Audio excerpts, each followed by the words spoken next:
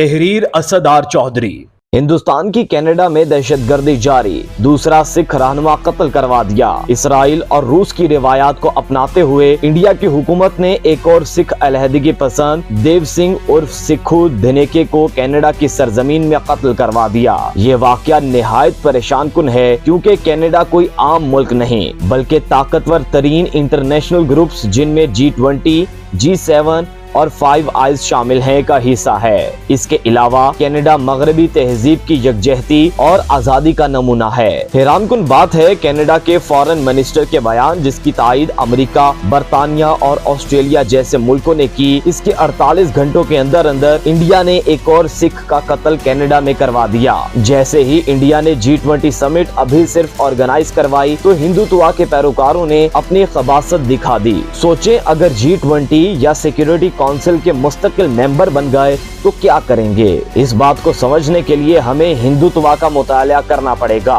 ہندوتوا حکومت کا یہ کام جو ہمیں تاریخ کے متعصب کرداروں چانکا اور سروارکر کی طرف لے کر جاتی ہے، جو اس پیچیدگیوں کا شکار قوم کے مورخ ہیں۔ انہی کے دماغ کے خناس نے ہندو راشٹر اور ہندوتوا کے نعرے پیدا کیے۔ ہندوستان کی نفسیات 3 چیزوں کے گرد گھومتی ہے۔ نمبر 1، بدلے کی چاہت اور خود ترسی۔ نمبر 2، تضاد والے ماحول میں رہنے کو ترجیح۔ نمبر 3، خود ساختہ جھوٹی مگر بڑا استحقاق یا انا۔ آپ نے چانکیا کا واقعہ تو سنا ہوگا کہ کیسے اس نے ایک درخت کی جڑوں میں گرم پانی ڈال کر درخت سکھا دیا کیونکہ اس کو درخت سے ٹھوکر لگی تھی، جو اس کی بچگانہ اور پاگل پن فطرت کو ظاہر کرتا ہے۔ یہ بات قابل غور ہے کہ سینٹرل انڈیا جو ہندوتوا کا مادر بھومی ہے، ہمیشہ سے غیر ملکیوں کے غضب کا شکار رہے، چاہے وہ الیگزینڈر ہو، عرب، مغل یا پھر برطانوی سامراج، جس نے اس خطرناک ذہنیت کو بوتل میں بند کر رکھا۔ مگر اس صدیوں کی محکومیت نے ہندوتوا ذہنوں میں بدلے کی آگ کو چمکائے رکھا۔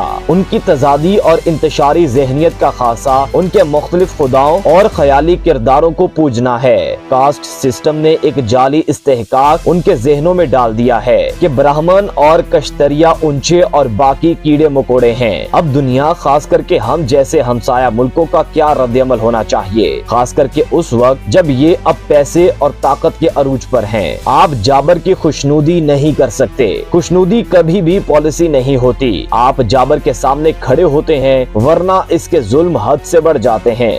گاؤں رکشکوں کو کوڑے مارنا، منی پور میں عیسائیوں کا قتل عام، مسلم اور دلت عورتوں پر پیشاب کرنا مولانا آزاد کے پیروکاروں کے لیے چند نمونے ہیں۔ بہرحال تاریخ بتاتی ہے کہ جابر کا وقت تھوڑا ہوتا ہے۔ چنگیز خان ہو، امیر تیمور، ہٹلر یا میسویلنی، سب بہت تھوڑے عرصے میں فنا ہوئے کیونکہ ان کے خلاف پوری دنیا کھڑی ہو جاتی ہے، اس ڈر سے کہ ان کا ظلم ان تک نہ پہنچ جائے۔ جابر کے سامنے کھڑے ہونے کا سب سے بڑا ہتھیار آپ کا دین ہے۔ یہ بات ہمیں یاد دلاتی ہے ہمارے ملک کے بانیوں کی، جنہوں نے اس وقت ہندوتوا کو بھانپ لیا جب تارا سنگھ اور عبدالکلام آزاد نہ بھانپ سکے۔ آزاد کے پیروکار آج اپنے گھروں میں مورتیاں سجا کر اور جے شری رام کے نعرے لگا کر اپنی جان بچا رہے ہیں۔ اگر پاکستان نہ ہوتا تو دنیا گجرات کے قصائی مودی جیسا ظالم 1950 کی دہائی میں دیکھ چکی ہوتی۔ یہ ہماری عوام کا بلند حوصلہ اور پاک فوج کی ثابت قدمی ہے کہ ہندوتوا کا جن بوتل میں قید ہے ابھی تک۔ اب دنیا کے لیے بالخصوص خطے کے لیے پاکستان کا کردار بہت اہم ہو گیا ہے کیونکہ یہ ہندوتوا نامی جن اگر کھل گیا تو پوری دنیا کا خون پی جائے گا اور تاریخ انسانی کا سب سے بڑا سانحہ ثابت ہوگا، شاید چنگیز اور ہٹلر سے بھی بڑا ہو۔